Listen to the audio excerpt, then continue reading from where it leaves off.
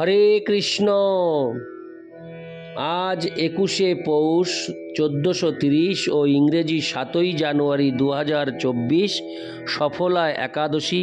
এই সফলা একাদশীতে আমি শ্রীমদ্ ভাগবতম পাঠ করছি। আজ আমি পাঠ করছি শ্রীমদ্ ভাগবতমের দ্বিতীয় স্কন্দ পঞ্চম অধ্যায় সর্বকারণের কারণের শ্লোক 40, 41 ও অন্তিম শ্লোক 42। অডিওর শুরুতে সকল ভক্তিমতী মা ও ভক্তবৃন্দের কাছে আমার একটি আবেদন, আপনারা একটু সময় দিয়ে আমার এই জীবনের পূর্ণতা চ্যানেলটিকে সাবস্ক্রাইব, লাইক, কমেন্টস ও অডিওগুলি প্রথম থেকে শেষ পর্যন্ত শ্রবণ করে এই চ্যানেলের রিচ বাড়িয়ে দিয়ে এই চ্যানেলটিকে অনেক দূর পৌঁছে যেতে সাহায্য করুন। বর্তমানে এই চ্যানেলের রিচ খুব কমে গেছে, যার ফলে অডিও বেশি দূর বিস্তার লাভ করতে পারছে না।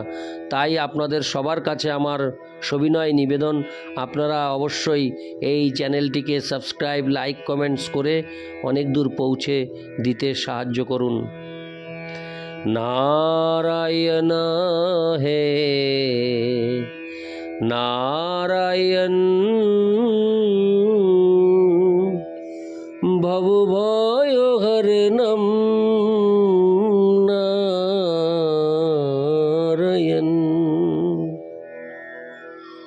শ্লোক 40 ও 41। তৎকট্টং চাতুলং ক্লিপ্তমূরুভ্যাং বিতলং বিভো জানুভ্যাং সুতলং শুদ্ধং জঙ্গাভ্রান্তু তলাতলম মহাতলন্তু গুল্ফাভ্যাং প্রপদাভ্যাং রসাতলম পাতালং পাদতলত ইতি লোকময় পুমান। অনুবাদ: হে পুত্র নারদ, আমার থেকে অবগত হও যে ব্রহ্মাণ্ডের চতুর্দশ ভুবনের মধ্যে 7টি হচ্ছে অধোলোক। অতল নামক প্রথম লোকটি সেই বিরাট পুরুষের কোটি দেশে অবস্থিত। দ্বিতীয় লোক বিতল, তার উরুদয়ে অবস্থিত। তৃতীয় লোক সুতল, তার জানুদয়ে অবস্থিত। চতুর্থ লোক তলাতল, তার জঙ্গাধারে অবস্থিত। পঞ্চম লোক মহাতল, তার গুল্ফদয়ে অবস্থিত। ষষ্ঠ রসাতল, তার পদদয়ের অগ্রভাগে অবস্থিত। এবং সপ্তম লোক পাতাল, তার পদতলে অবস্থিত। এইভাবে ভগবানের বিরাট রূপ সমস্ত লোকে পূর্ণ। তাৎপর্য: আধুনিক উদ্যোক্তারা শ্রীমদ্ ভাগবত থেকে মহাকাশের চতুর্দশ ভুবন সম্বন্ধে তত্ত্ব সংগ্রহ করতে পারেন। ভূলোক নামক এই পৃথিবী থেকে তার স্থিতি পরিগণিত হয়। ভূলোকের ঊর্ধ্বে ভূবরলোক, তার উপর যথাক্রমে রয়েছে স্বর্গলোক, মহরলোক, জনলোক, তপলোক এবং সর্বোচ্চ লোক হচ্ছে সত্যলোক। এগুলি সপ্ত ঊর্ধ্বলোক। তেমনি 7টি অধোলোক রয়েছে, যেগুলির নাম হচ্ছে অতল, বিতল, সুতল, তলাতল, মহাতল ও রসাতল এবং পাতাল। এই সমস্ত লোকগুলি ব্রহ্মাণ্ডের সর্বত্র ছড়িয়ে রয়েছে, যার বিস্তার হচ্ছে 2000 কোটি গুণ 2000 কোটি বর্গমাইল। যার বিস্তার হচ্ছে 2000 কোটি গুণ 2000 কোটি বর্গমাইল। আধুনিক মহাকাশচারীরা কেবল পৃথিবী থেকে কয়েক হাজার মাইল দূরে ভ্রমণ করতে পারে, এবং তাই আকাশে তাদের ভ্রমণ করার প্রচেষ্টা অনেকটা বিশাল মহাসাগরের তীরে শিশুর খেলার মতো। চন্দ্র ঊর্ধ্বলোকের 3য় স্তরে স্থিত, এবং শ্রীমদ্ ভাগবতের পঞ্চম স্কন্দ থেকে বিশাল জড় আকাশে ছড়িয়ে থাকা বিভিন্ন গ্রহের দূরত্ব আমরা জানতে পারি। আমরা যে ব্রহ্মাণ্ডে রয়েছি সেটি ছাড়া আরও অসংখ্য ব্রহ্মাণ্ড রয়েছে, আর এই সমস্ত জড় ব্রহ্মাণ্ডের সমষ্টি উল্লিখিত সনাতন ব্রহ্মলোক নামক চিদাকাশের কেবল একটি নগণ্য অংশ মাত্র। পরমেশ্বর ভগবান অত্যন্ত দয়া পরবশ হয়ে ভগবদ্ গীতার 8-16 নিম্নলিখিত শ্লোকটিতে বুদ্ধিমান মানুষদের তাদের নিত্য আলয়ে ভগবদ্ ধামে ফিরে যাওয়ার জন্য নিমন্ত্রণ জানিয়েছেন। ব্রহ্ম ভুবনাল্লোকা পুনরাবর্তিন অর্জুন মামুপেত্য তু কৌন্তেয় পুনর্জন্ম ন বিদ্যতে। সনাতন ব্রহ্মলোকের ঠিক নিচে অবস্থিত ব্রহ্মাণ্ডের সর্বোচ্চ লোক সত্যলোক থেকে শুরু করে যার বর্ণনা পূর্বে করা হয়েছে, সমস্ত লোকগুলি জড়। এই জড় লোকগুলির যে কোনো একটিতে জীবের অবস্থান প্রকৃতির নিয়ম অর্থাৎ জন্ম, মৃত্যু, জরা ও ব্যাধির অধীন।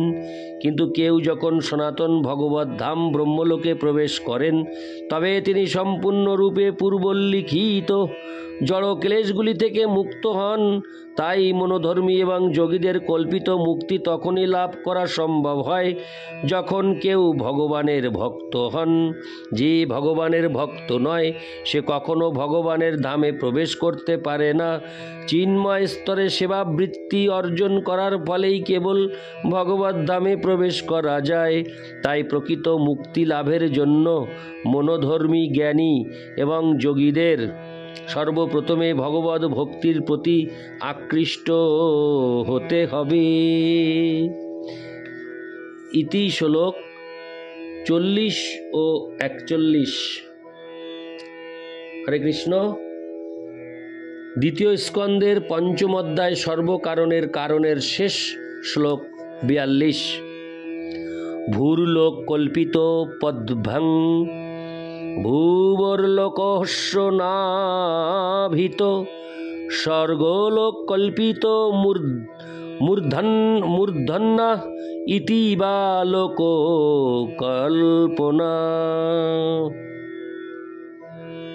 অনুবাদ: অন্যেরা ব্রহ্মাণ্ডের সমগ্র লোকসমূহকে 3টি ভাগে বিভক্ত করতে পারে, যথা ভগবানের বিরাট রূপের পদযুগলে অবস্থিত পাতাললোক থেকে শুরু করে এই পৃথিবী পর্যন্ত ভূর্লোক, নাভিদেশে অবস্থিত ভূবর্লোক এবং বক্ষ থেকে শুরু করে মস্তক পর্যন্ত স্বর্গলোক নামক ঊর্ধ্বলোক সমূহ। তাৎপর্য: এখানে ব্রহ্মাণ্ডের সমস্ত লোকগুলিকে 3 ভাগে বিভক্ত বলে উল্লেখ করা হয়েছে।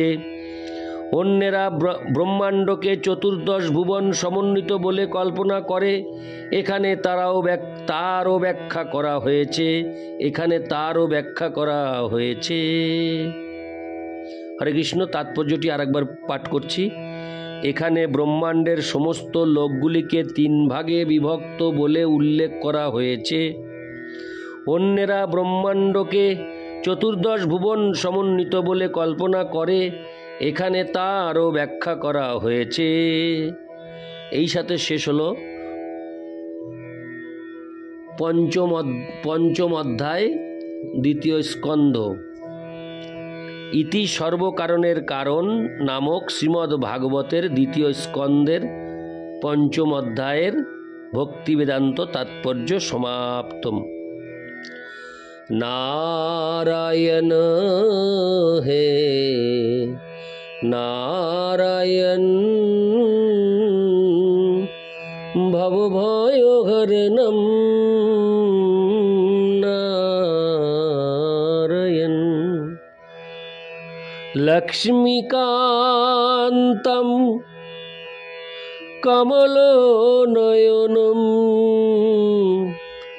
মঙ্গল চরণম নারায়ণ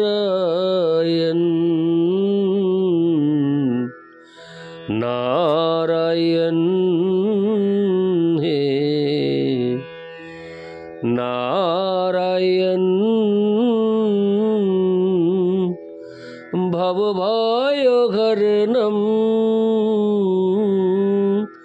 নারায়ণ নারায়ণ হে নারায়ণ भवभयहरणं नारायण।